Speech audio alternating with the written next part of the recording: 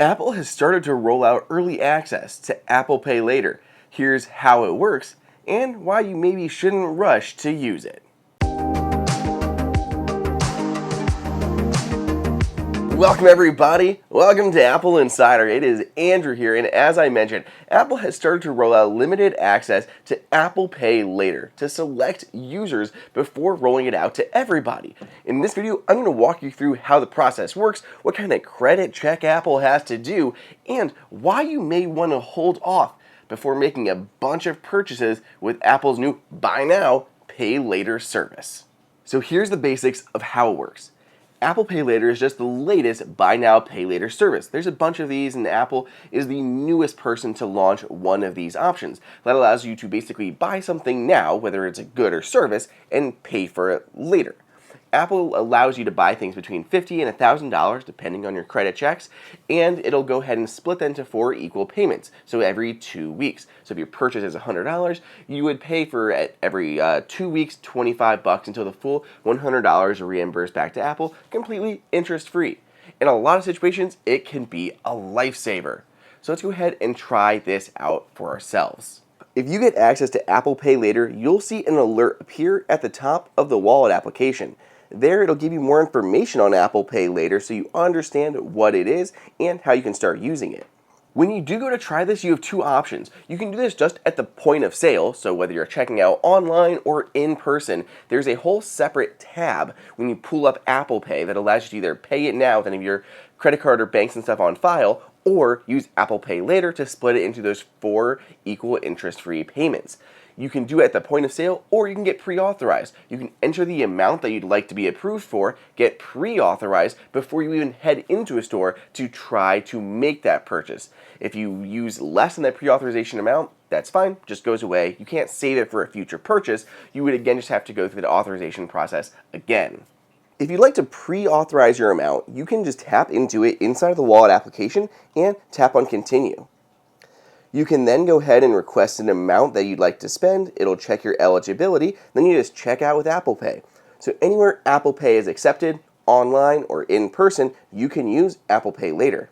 You then have to request an amount to spend. You have to put in basically what you want to spend, go a little bit over, because if it's not enough, you're going to have to apply for another credit check. Otherwise, if it is too much, it'll just discard the balance. You'll only take out the loan for as much as your actual purchase is. So we can go ahead and enter our amount. Speaking of the authorization process, this is what's known as a soft credit check. So it will check your credit, but it's not going to hurt your credit score. So don't worry about plummeting your credit score just because you want to try out Apple Pay Later. Then once we're approved, we can just go ahead and try to make a purchase. So in this case, let's go ahead and try something out online. So once I go to pay and I've gone ahead and used Face ID, you can see there's this new tab for Apple Pay Later. This gets broken down, so my purchase price is $206.48. It'll split it out into 4 payments. The first one due today of $51.62. In 2 weeks, I'll owe another $51, another $51, and another $51. Basically breaking out over the course of nearly 2 months, with the first payment being due at the time of purchase. So as you get this $206 item for only $51 out of your pocket today. Then every 2 weeks, you'll get an alert that a payment is due. You'll be able to pay that right here through the wallet app, same thing like you would pay for your Apple Card.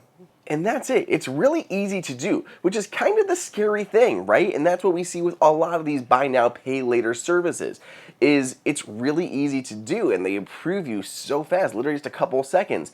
And when you use it a lot, you can start to get into a lot of trouble. It seems really easy. Oh, I can buy this $100 item for only $25 in 2 weeks. Like, it seems so simple. But if you start doing this multiple times and you already have existing debt, it can really start to become a burden. And of course, once you make it through those 4 payments and you don't fully pay off your debt, your loan, then you will get hit with interest rates on that amount that you borrowed. And that, again, can just contribute to more mounting debt. So you have to be careful with these Buy Now, Pay Later services. In some situations, they can be lifesavers. You need groceries. You get paid in a couple days. You can get your groceries and then pay it back once your paycheck comes in, and you are in the clear. But if you use this a lot, you can get into a lot of trouble. So just make good, smart financial decisions for yourself.